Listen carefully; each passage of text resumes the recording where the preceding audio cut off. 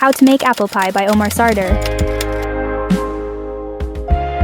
What you will need: pie crust, 3.4 of white sugar, 1 teaspoon of ground cinnamon, 6 cups of thinly sliced apples, 1 tablespoon of butter. Step 1. Preheat oven to 450 degrees. Line a 9-inch pie dish with 1 pastry crust.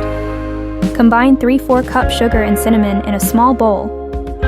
Layer apple slices in the prepared pie dish, sprinkling each layer with cinnamon sugar mixture. Dot top layer with small pieces of butter. Cover with top crust and make striped design. Bake pie on the lowest rack of the preheated oven for 10 minutes.